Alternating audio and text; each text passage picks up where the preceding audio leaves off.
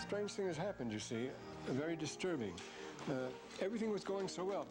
They come through a terrible time, then everything is going too well, all comes up roses, everything is happy. And then we're told in the 5th verse of this 6th chapter here, the 6th chapter in Levi still, that things couldn't be better. There was nothing to keep them from being completely happy, everything. There were no economic, social, any other kinds of problems except in themselves. That was the only trouble. And almost immediately things started going bad, as you might know, and it tells us, now the cause of it was what? We've already seen that now. But in that case, what do you do? Now, isn't that a remarkable parallel to things now? There's no reason in the world, with our technology and resources and so forth, why things shouldn't go very well from now on, but they're not going. They're going to get worse and worse. Well, why should that be? Is that necessary? And what can stop it? See, we have these insoluble problems. On Saturday, someone came down to see me. He was a secretary to a U.S. senator. And he says, do you have any ideas? He says. The men in the Senate are completely at a loss. They realize the drug war is lost. They haven't got a chance. Is there anything we can possibly do? Does anybody have any ideas? He actually came and asked me, of all people. That shows how desperate they are, see? So he just wanted to ask some questions. But how do you solve these problems? Production versus pollution. We have to produce, we have to go on, but we can't do it without polluting. What are you going to do there? See, the essence of tragedy is the incompatibility of two good things, not of bad things. It's not the black hats and the white hats against each other at all. There's no such in the Book of Mormon. The land of promise, the promise is what? The promise is a blessing and a curse, never mentioned apart. The curse always comes with the blessing. The fact that it's given on this particular land is peculiar to this land doesn't mean we have it sewed up. Yeah, we have it sewed up. We have our choice of being blessed or cursed. But the point is here, again, we have nationalism bursting out everywhere now as against one world. Natural boundaries are disappearing now in terms of pollution and things like that. There are no natural boundaries. It's nationalism, as Brigham Young said, is the principal jewel of Satan's crown. Well, nationalism has burst out anew, and yet against this we have one world. Remember Wendell Willkie's One World? They're both good, but how can you get along together? And when things deadlock. The First Amendment is sacred, but what about pornography? Is there no limit at all to what a person can do and say and display? What are you going to do? The incompatibility of two good things here. So this is what happens. What's the solution? You see, the essence of a Greek tragedy is you have your choice between one thing necessary and another thing necessary. The first Greek tragedy is the Hecatothys, these suppliant women. It takes place in on the island just off Athens there, and the king of what's the Argolids? He has to respect the claims of the 50 Egyptian maidens who were his relatives, who have been raised up in Egypt, and the Egyptians they're claimed by Egyptian cousins, but they're not supposed to marry them. And so what's he going to do? Can he yield to the Egyptian threat and recognize the rights of the Egyptians, or can he yield to the old law of the family and recognize the rights of the girls to marry, not to marry outside the clan, sort of thing? So it's tragedy, and it's the opening words of the king. He has the people all assembled there in the plots, in the plaza, and he says, "Pedes chronein frey." Children, we've got to think this thing through. We have to do it, and so it goes. The classic example of Orestes, remember, whose mother encompassed the murder of his father because he had another lover. Well, what's he going to do? By law, he's required, by the law of the vendetta of the family, he's required to avenge the death of his father, but he's also required not to murder his mother. So what can he do? Well, he solves it, as it should be solved, by going mad. He has no other solution, you see. He does. And he has to be. And so the court of the Areopagus votes on it, the 12 good men and true, the jury, the sacred prehistoric jury in the cave in the hill, the Areopagus, they vote on it and split 6-6. They both have their rights, you see. So what do you do then? Well, the only thing that happens is revelation. The only thing that can break it is, in the end, Athena comes down personally. She comes down personally and casts the deciding vote. That's the way we go along with these things. Well, so that's what we have here. It's too warm in here anyway. There. So this tragic dilemma, if any of you have Ecclesiastes here. If you have a Bible here, you just read it, the first chapter of Ecclesiastes. That's the whole thing. He says we can't win. We're in a non-win situation, is what the wisdom of Solomon tells us, who knew everything, who was the wisest of men. Well, what is the solution? Well, it's in the 20th verse. You've got to have angels come. That's the only thing that'll help you. It's got to come from outside. No, but it isn't angels here. Men began to be inspired from heaven. And then the question is, were these angels? No. Men can be inspired in heaven without even having direct revelations. They can be inspired by heaven, go forth preaching boldly when they see how things are, as far as that goes. Can we count on that solution? Well, the angel has already come for our particular crisis. Who was the angel? Oh, we should be making this in terms of questions now. All right, so, Brother Kuhn? Brother Kuhn? You're here, yes. So I would say, to solve our particular dilemma, it took an angel, but the angel's already come. And who was the angel? Exactly. He's already come. He's given us the record here. He's given it all to us. It's all set out in black and white for us here. And now we recognize it's perfectly valid what's said here. I mean, it fits us like a glove. It never did when I was younger. Nobody. The Book of Mormon, the missionaries pushed it as a romance. Tell us the story of the Indians and so forth. Red man, why do you always roam and so forth. It was a romantic novel. They almost took it that way. See, that was the appeal. It's a very different story today. Well, so they're men inspired from heaven, it says. They're not angels and they're not reckoned, but they're inspired from heaven, they're inspired from above. And what was the reaction here? We've had Moroni here. The next verse tells us, many of the people were exceedingly angry, and chiefly the chief judges, and those were high priests and lawyers and so forth. And so, Sister Laver here? Good for Sister Laver. So they're... why would they get angry? Why would they be not just angry, but absolutely red hot, exceedingly angry? And who were they and why would they be angry? Why does this make... Well, what was the reaction to Moroni? We said Moroni came. What were people mad at Joseph Smith for? And they were plenty mad at him, weren't they? They gave him an awful time from the time he was a kid, all right from the beginning. Well, what were they mad at? They weren't mad at him, they were mad at Moroni. If he didn't claim to see an angel, he wouldn't have been in any trouble at all, you see. It was the idea of Moroni coming that really set them on their ear, telling them that they were all wrong, they were on the wrong track and so forth. What followed from that was devastating. They wouldn't take it. Well, this has happened all the time. Well, do you remember some other people who were given a bad time by the clergy and the scribes and the Pharisees and the lawyers and the elders? Yes, you still, Sister Laver. Who? Abinadi was very good. Abinadi would give you a good for that. Well, no, we're not marking this. Very good. It reminds me of the little kid was in class, and the teacher says, "What's 2 and 2, Johnny?" And Johnny says, "It's 4." She said, "That's very good, Johnny." He says, "Good nothing is perfect." So here, Brother Lee. Then we go on here. Yes, is Terry Lee here? Yes, Brother Lee. Why would this particular class of people be angry? Why would they be upset? Notice it tells us what they were. They were the high priests and the lawyers. Well, that same question. Besides Abinadi, what other great prophet and teacher was given a bad time by the scribes and Pharisees and the elders of the Jews? 10 guesses, see? Of course, it was Christ. It was Jesus. They were the people that were always plotting. Nobody else.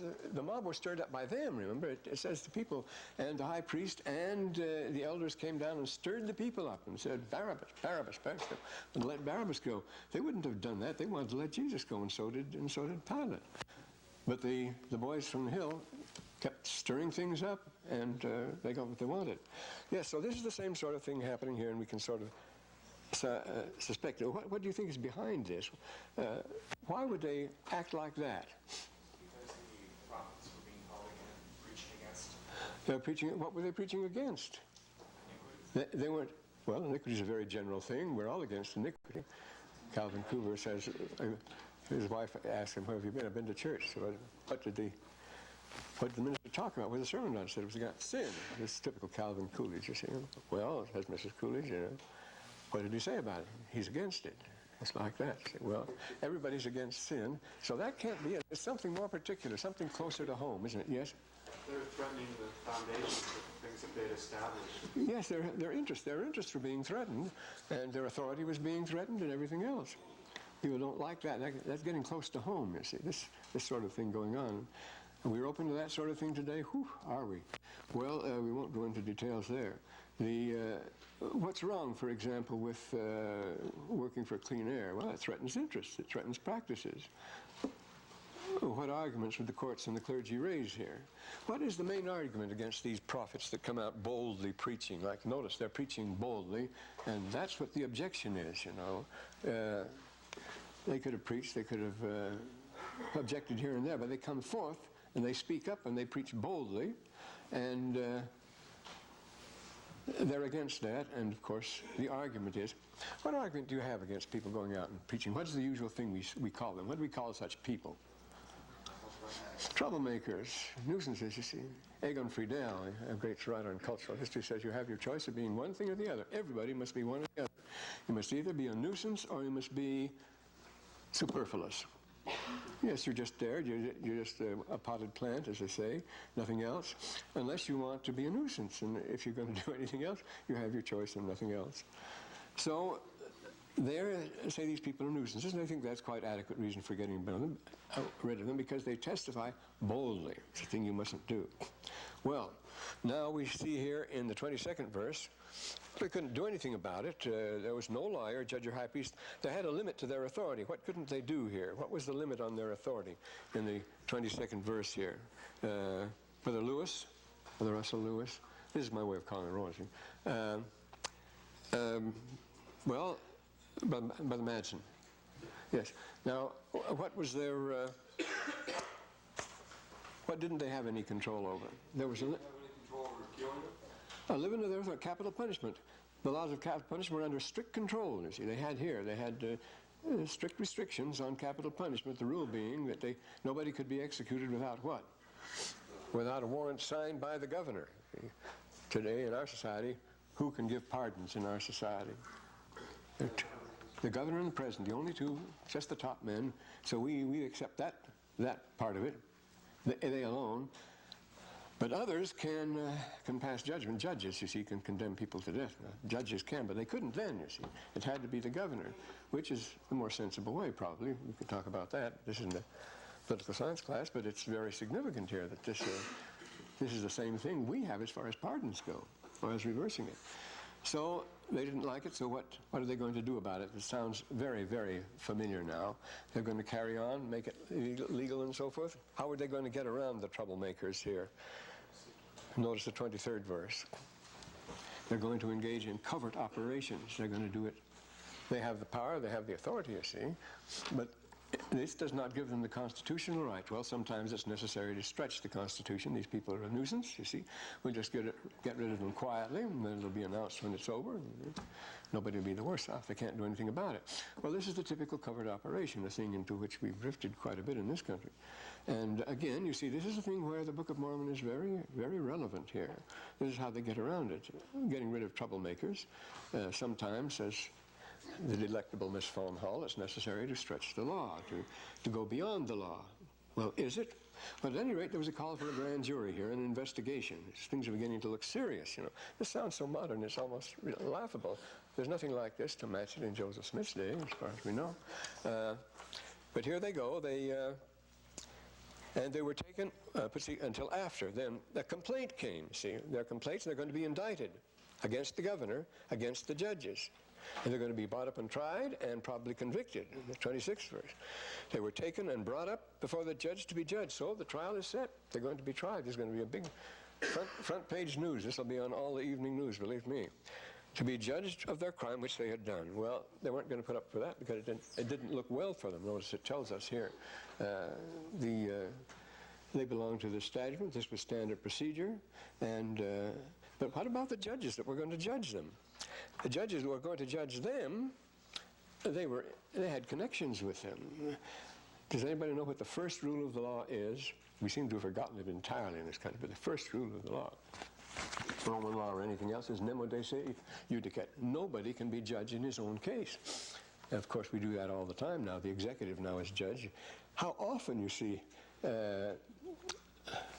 people, stock market people or anything else, or committees appointed. The committee does a complete bungle, and they investigate and decide that the committee has done a fine job. Well, who said so? Well, the committee said so. They passed it, and they should know. After all, they're the experts. This is the way it goes all the time. We're always getting these answers that are not an answer. They can put you off every time. And this is the sort of thing that's happening. Notice how slick these people are. And there's a great deal said about this in the Book of Mormon. They treat this sort of sly crookedness, this off-color sort of thing, very skillfully in the Book of Mormon, and very clearly. And so the joke is, you see, that the judges themselves belong to the establishment. How are they connected? Well, family connections, lawyers or high priests gather themselves together.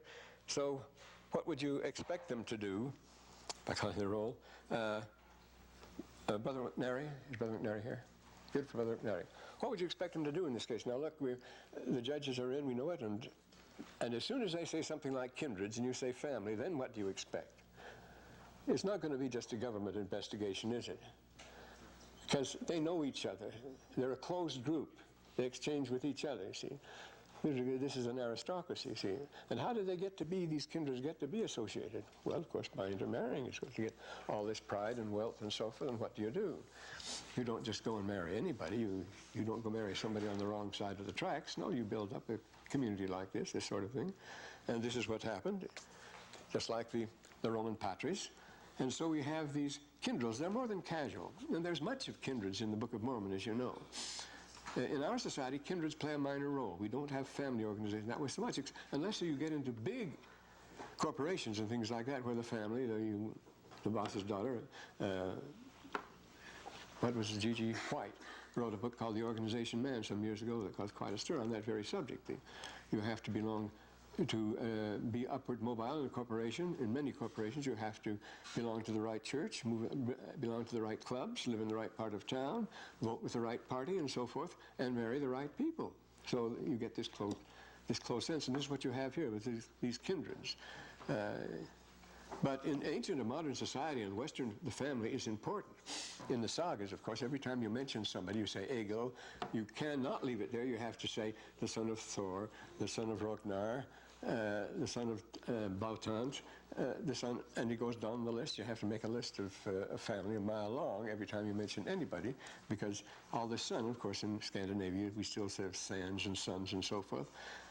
And in Israel, always Ben so-on, the Benny so-and-so, the sons of, the Bible is the patriarchal and genealogical. We're set with genealogy, you know. You have the, so you Ibn so-and-so and so, and of course in the north you have Mac, Macduff, Macbeth, and all the Macs we have. That means Mac, a member of the tribe, the head is actually head of a clan. So this is a clan organization, and Indian tribes have that completely.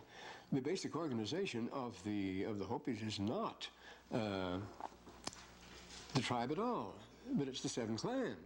The Bear Clan, the Eagle Clan, the Snake Clan, the Antelope Clan, and so forth. And it's the same thing in the Book of Mormon. You have the 7 clans.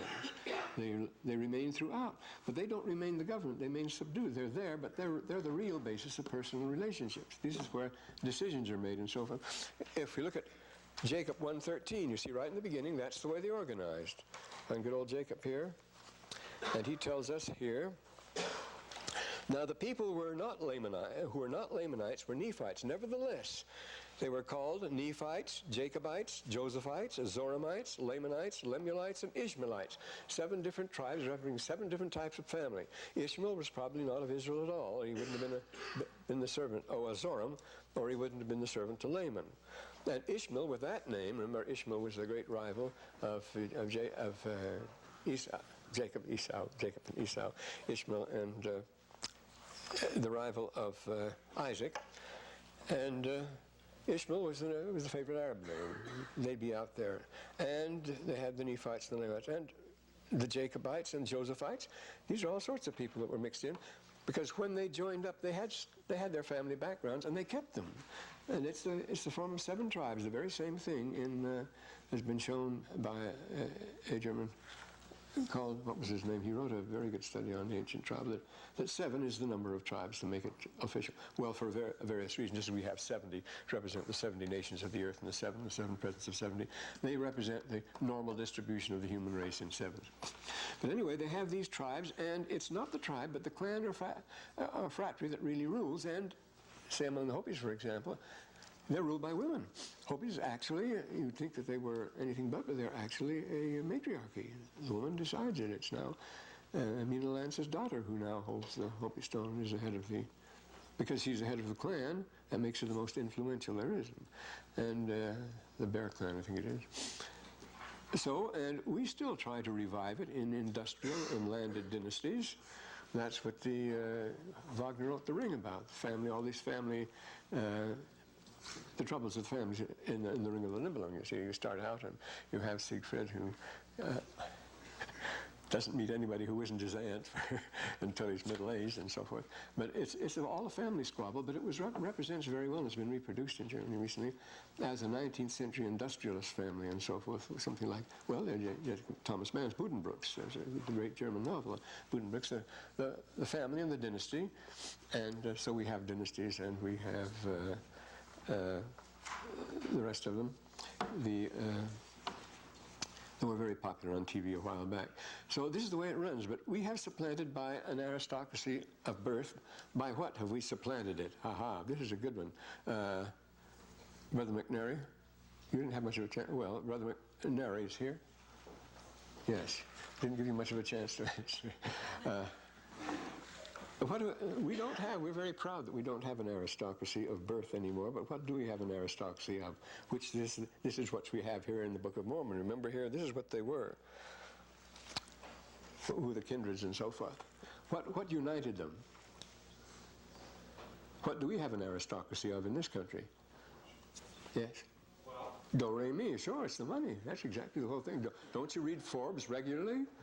Yes, you should know that that's a regular dynastic, of course, in the Book of Mormon. That's the way it started out here. Remember notice the pride and boasting because of their exceeding great riches. Yeah, even that was the basis of it. There were many merchants of them and lawyers and officers. Well, there's your merchant class and lawyers and officers. The legal, that's exactly the setup that you would expect. Very advanced for Joseph Smith's day, but that's the way they were doing it. And so they. What are they going to do? Let's see if I'm lost here. Yes, well, they'll do the thing you're going to do, you see, the Fratry rules. Incidentally, which is, if I may continue to ask you, Brother McNary, which is the more pernicious? Which is the more insidious? An aristocracy of wealth? We'll say that frees us, that liberates us. You just get the money and then you're free to be as rich as you want. But which one has the more obligations? You've heard of noblesse oblige and so forth. Aristocracy of birth, see, Mr. Forbes says the prime responsibility, you see, in our society is to get rich. That's it, you see. And anybody can do that, so we're equal as far as that goes. But once you get it, you have no responsibility. You play around. He has how many 100 motorcycles, his balloons, his yachts, his many estates and castles all over the world and so forth. He just plays around. Toys. He has a perfect right to do anything he wants with it. That's a Roman maxim, incidentally. And but with aristocracy, you can't do that. You have noblesse oblige. There are certain rules you must obey. There are certain things you must do, you see.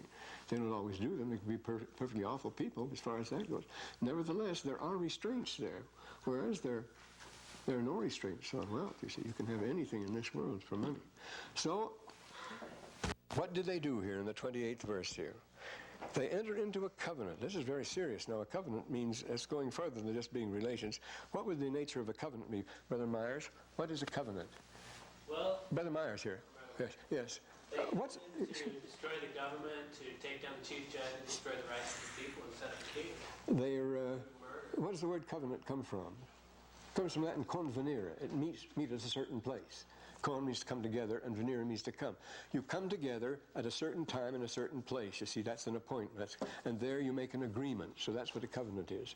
So they came together at a certain time and a certain place and agreed to set up a government within a government. The covenant would make them that, you see. Even to covenant, yea, to combine against all righteousness. Well, righteousness is an abstract term. Who would ever want to combine against all righteousness? This is the way the editor reads it.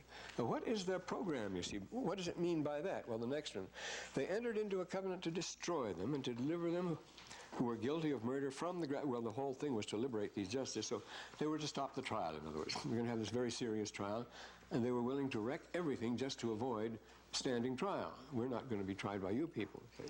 So, in order to elude the grasp of justice, which was about to be administered to them. See, this is the thing. This, according to the Constitution, see, they were going to have to suffer the full force of the law, and they were going to use various ways of getting out of it. Well, we've seen the Iran-Contra. There are various ways in which people can get out of things. They try this, that, and the other. They stall and everything else. This is a more violent and direct because they had great advantage here because they controlled most of the offices in the government. So they made them, and their program was to get rid of the people of the Lord while escaping the arm of the law, which nearly had them, you see. And so in the 30th verse,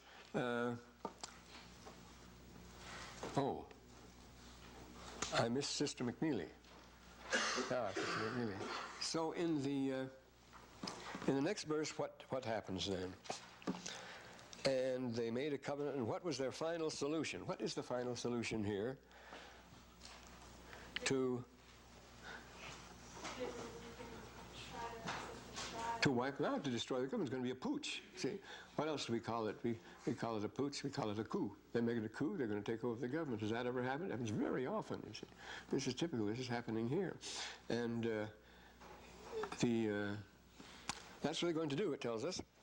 They had covenant one with another to destroy the government and establish a king over the land. Well, they'd always wanted. Now, we know that's the final solution. There were precedents for this desperate measure.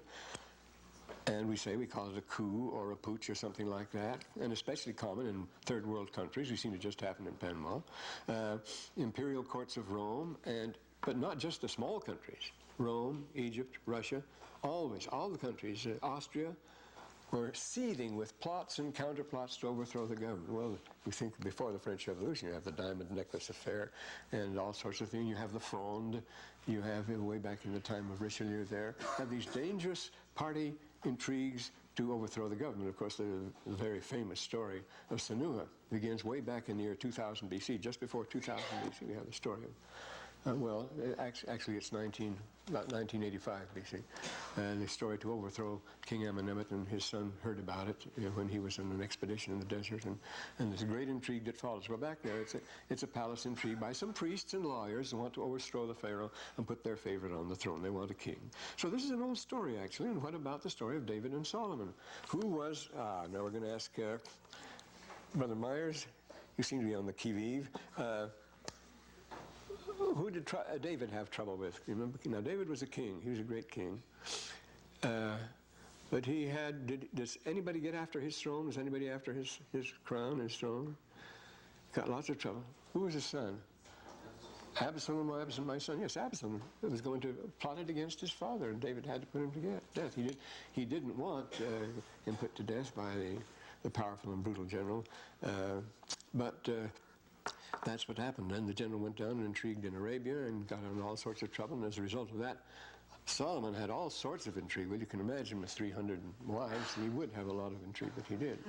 And lots of it went on in Solomon's court, and then he was embittered and disillusioned, and he wrote what we call Ecclesiastes in our Bible. It's called The Preacher and other things, in which he's completely disillusioned with the world. The whole thing is a mess. It's vanity of vanities, all is vanity. He begins that way, There's nothing to it. I've done everything. I've seen everything. Like the Roman emperor, like Septimius Severus, who was the principal author of the decline of the Roman Empire, as Gibbon tells us. On his deathbed, he'd been a sergeant in the army and ended up being an emperor, and one of the most powerful of all the emperors. And he said, "Omnia fiat nihil expedit." I've been everything, and nothing's worth a damn. See, this is the way it goes. So we get these intrigues. Why do people act like that? Well, they do. They lack the gospel. Boy, do we lack the gospel. We could use it, couldn't we? There have been ambitious people in the church. After all, they made Joseph Smith's life a hell from the very beginning. 10 of the 12 turned against him and denounced him, so forth. Well, that's another story, but it's related to all this. So these plots, intrigues, and takeovers have been with us since the beginning of time. And we think of recent events, violent events, all sorts of things we do in going in, and Iran, Syria, things that happen everywhere. We won't go into, you don't need to, because it's all over the place today. Now, we got the 7th chapter here. Things are going to go happy there. What is the standard solution now preferred to the problem of taking over great power? How do we do it? You see, here it is, you see. They to destroy upon the judgment seat. What is the bottom line here that we get over? They say the average child before he begins school is seen to, is it 4,000 murders? It's the solution here. So what is the, is Brother Meese here? Oh, Sister Meese, excuse me, I'm sorry. Sister Meese, what is the final solution here? If you're troubled with a guy, what do? You rubs him out, don't you?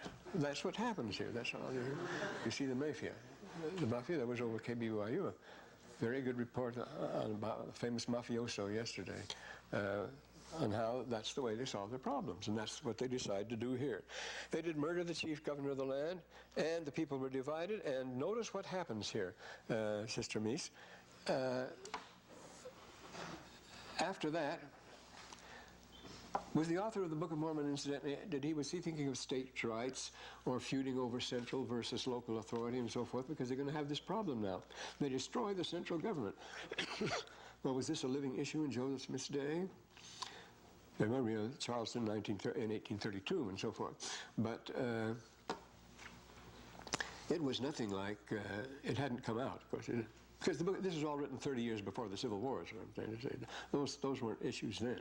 But now Joseph Smith has this, the Book of Mormon has this breaking up. What are they going to do now that they don't have the central government here? Does it tell us here? How did they break up? Is Brother Morris here? Brother Morris, you. How did they, there's Brother Morton here. Yes.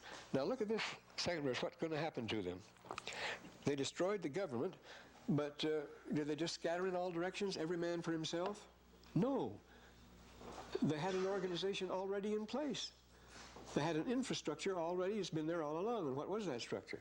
It was the tribes. We saw that way back in Jacob, you see. They really went by tribes. They identified themselves. It doesn't talk about those authorities having any authority or government. It says they were called. They bore the names of their tribes. And you can be sure they bore them proudly. And they were rivals and this sort of thing. They've had them all along. So they have something to fall back on, and it's tribes. And they did destroy the government of the land. This is the main thing here. They actually got rid of their central government. Well, they're soon going to regret it bitterly, what they have done. But they...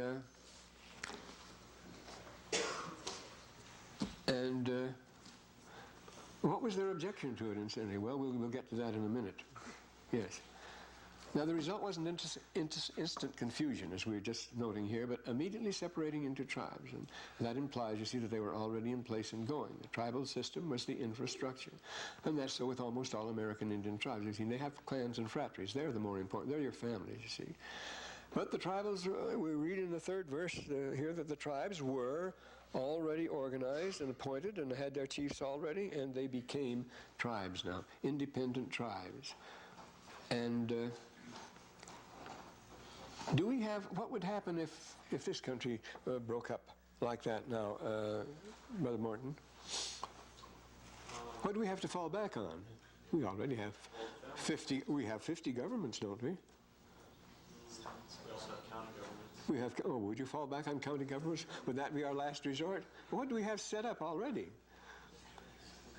I read in the paper this morning that Brother Lee is arguing on behalf of the big stores that want to combine. He says, he doesn't say there's anything, he doesn't approve of monopoly or anything like that. It's not the principle, it's a legal technicality. He says the states have absolutely no right to forbid them from forming a monopoly, the big supermarkets. He says only the federal government, for the federal government it's okay, they can do it.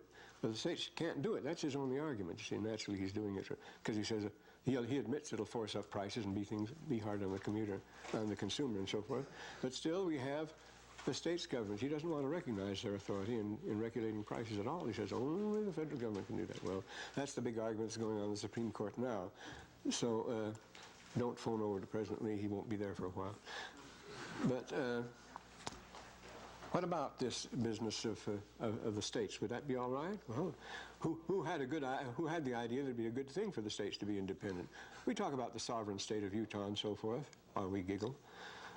Yes. I think states would Yes, but what? States too big? Well, isn't the federal government a lot bigger than the states? I say, who wanted to, who championed the cause of states governments that led to a great civil war? 10 guessed. They were just a confederacy of states. They weren't a union, they were a confederacy of states, weren't they? Well, the Confederate States, that's what the Civil War was fought about. Who was to have priority, states or the federal government? Of course, was the real issue with slavery. But that's what he fall back on here. And now, remember, this is written 30 years before the Civil War. He's not taking hints from the newspapers or anything like that. So every tribe appointed a leader here, and where do I have these here? Something here. It tells us there were no wars as yet. Well, why should there be wars among tribes? Would you think that a tribal organization would incline people to wars? And is Brother Milstein here? Is Brother Milstein? Brother Oldham? Yes. What in a tribal society divided into tribes would incline people to conflict? I think, like we see in Russia right now, in the Caucasus, the civil war. Exactly, they have different customs.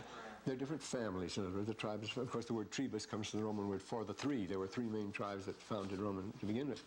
But each one keeps its language, each one keeps its dress, its customs, and so forth. If they don't have them originally, they develop them more and more. We do here, you see. Look, we're only 40 miles or so from the University of Utah. The same type of people doing the same sort of thing and so forth. But we develop different tribal mores, colors, directions, a totally different atmosphere at either school. It's a very interesting thing. Well, you can imagine with tribes that intermarry. Why would tribes be more inclined to intermarry than to cross-marry? What's the one thing that families, that notes family solidarity? What does it make family for family solidarity? I think it's the frame of reference. Everything's familiar to you. It's yours, it's your pride. You see, right or wrong, my country. See, that's the whole thing. Yes, it's the pride, and it doesn't, would it tend to flatten out and become diluted with time? The tribes become less. Well, that's happened with states because of certain considerations. But on the other hand, then there are times when it comes right back just as bad as ever. There was a time when, in the 50s, state rights, all you see with the Confederate flag and so forth, all this sort of thing. The tribes are very inclined because of family pride. We must be a little better than you, remember. Two families, both alike in dignity, in fair Verona, where we lay our scene. From ancient grudge break to new mutiny, where civil blood makes civil hands unclean. That's the beginning of what play, Brother Paul? Brother Paul? Brother Paul is not here. Huh? I believe it's Oswald as well. No, the Capulets and the Montagues, remember? So now you know what the play is. Right, you got it right. Give that man a cigar. All right. That's Brother Paul, of course. Yes, but notice what happened. From ancient grudge, Verona, notice fair Verona, where we lay our scene, is a very civil society. One of the most polished societies in the world was Verona. It was the queen of the Renaissance. I mean, it was a great place. And civil hands, and it was civility. The opposite of barbarism and tribalism is civility, is a civil society. It means city, of course. So, from ancient grudge, this goes way back to the early days, with families. From ancient grudge break to new mutiny. These things are always breaking out, where civil blood makes civil hands unclean. They had no business killing each other just because they were different families, but they did. The play opens with this terrible brawl in the streets, and there's a murder and so forth. But the boys fight all the time. From out the fated realms of these two, a pair of star-crossed lovers take their life and so forth. That's not the play today. At least today we can quote the closing lines of the scene, of the play. The glooming peace this morning with it brings, the sun for sorrow will not show his head. Go forth and have more talk of these sad things. Some shall be pardoned and some comforted, for never was a story more of woe than this of Juliet and her Romeo, acquaintance. Yes. Well, So, but this is the situation exactly, tribal. The families will have their pride. Do we have them? Oh boy, do we have some snobs in the church. Whew, my land. I can tell you stories that would curl your hair as far as that goes. You wouldn't imagine how snobbish some people can be, but we won't go into that, needless to say. So what's going to happen here? Now we come to a word that, the key word of the whole thing is right here in this 6th verse. Do you spot it? Sister Self here? Sister Self? Yoo-hoo. And Brother Shumway. There's never a class without a Shumway, but Shumway has shum today. Smith, Sister Kyra Smith? Sister Smith? See, S's don't like to come. But then Mike Smith. See what I told you. And Brother Smock. Yeah. Now, Brother Smock, look at this. You see one word that really rings a bell there. What were they after? What was the object of the whole thing? Just the instruction Of what? What's the word there that just hits you in the eye here? of the government, the instruction. What is, in the verse 6, what's the word? What is the cloven hoof? What is the evil? What do we object to in big government and so forth? It sounds terribly mod here, just as modern as it can be. That's maybe why I overlooked it, I suppose. Expect to be archaic, huh? What's the word? Regulations. Of course, we've got to get rid of these government regulations. The mafia hates government regulations.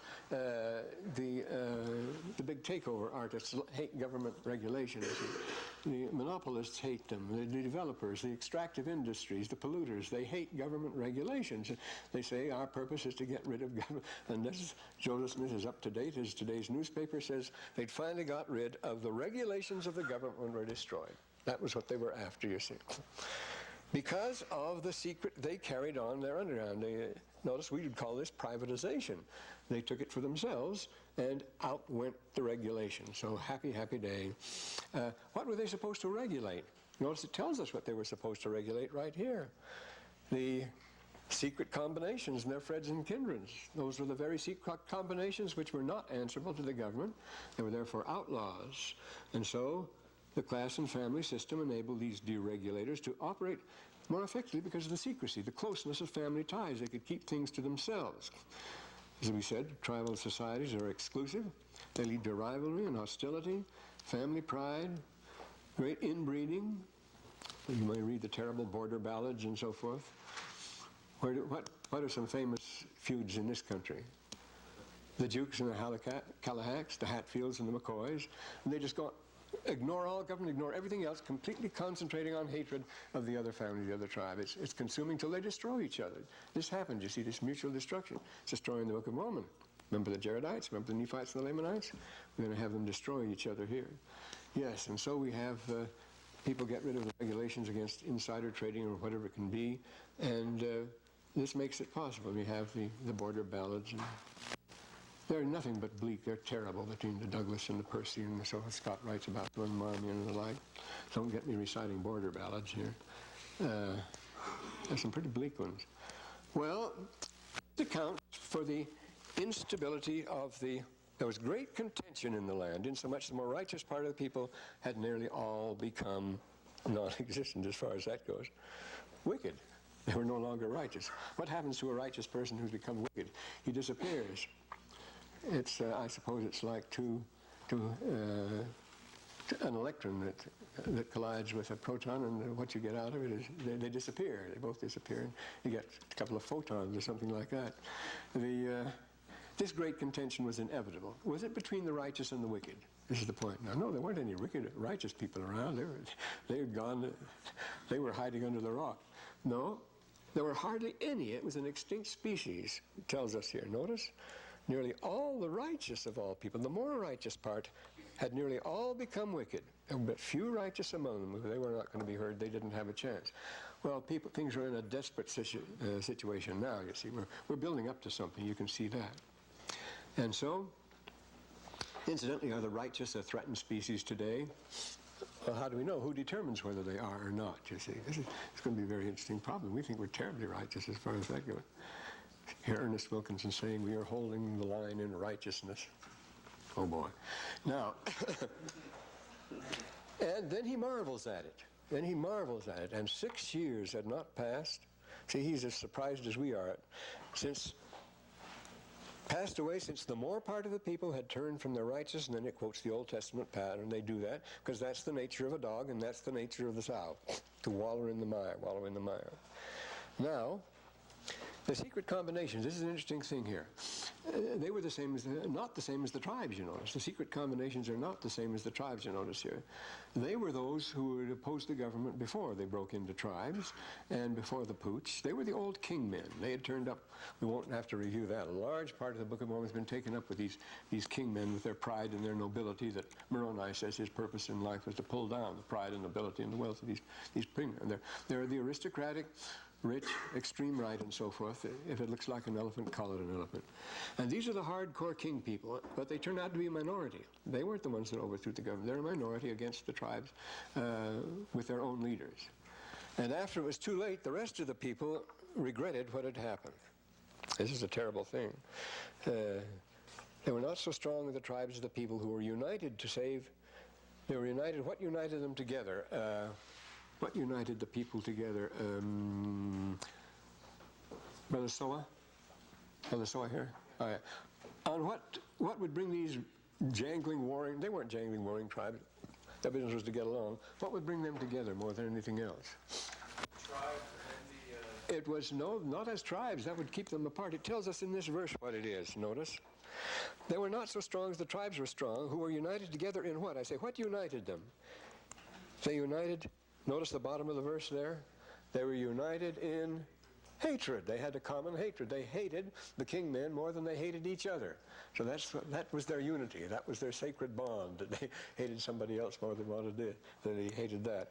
And so, hatred of those who had entered into a covenant to destroy the government. They regretted it now. They said those rascals are responsible for it. They wrecked the central government, and they hated them. They started making things pretty hot for them. So they would have to get out, you see. So they missed the central government, and so they hated each other worse than that. And we get an interesting setup here. As usual, the king men were joined by a steady influx of dissenters when they went out. This is the system that always happens. These dissenters, you find them all the way through the Book of Mormon, have an important aspect regarding race. Well, I see the time is up now. Maybe I have time for one more question.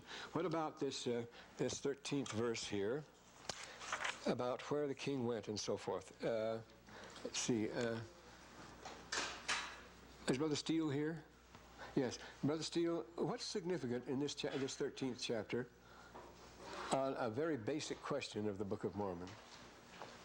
See, so speedy was their march, they could not, until they'd gone forth to reach the people, and they went to the third place, and they went a long way, it tells us here. Now, speedy, they could not stop them until they out of reach of the people. See, they go out by themselves, out of reach, and thus ended the 30th year. Here you have a large group, going out, going far and fast, so they can't be reached again. Now, what's happening there? It's like a transplant of some sort, isn't it? What would happen when they went out there? They're out of tie and so forth. This casts a significant light on the race question in the Book of Mormon. Shows the sort of thing that's going on. They had this big country to go out in, and they would go out and settle there, and that's what they did, and then they would meet up with others and so forth, and this thing had been going on from the beginning. The result is you're going to get a very complicated race picture, racial mix, ethnic mix in the Book of Mormon. And why is that significant as far as evidence is concerned? What argument does that answer against, that's always been brought against the Book of Mormon? They say, look, everybody's a Nephite or a Lamanite. Do we believe that? Does the Book of Mormon preach that? The Lehi's people, the only people that ever went here? No. It gives us a very complicated ethnic mix here, and that's what we're getting here. And these things, there's a great deal about that in the Book of Mormon, which you overlook. These things are going on, these connections and so forth. How long does it take to make another race? Well, let's finish the book of, well, not 3rd Nephi now. We must finish down to the, yes. Well, the 7th and 8th chapters, they're good. The 7th and 8th chapter. Again, look for then, what we're looking for now is we've never looked for it before, is the parallels to the day we're living in now. Not only the events, but the atmosphere of it. You feel that it's coming home to you. This is dismally familiar. This is where I came in, you see. I wish it wasn't like this. It didn't used to be like this, but it is now. So watch sharp.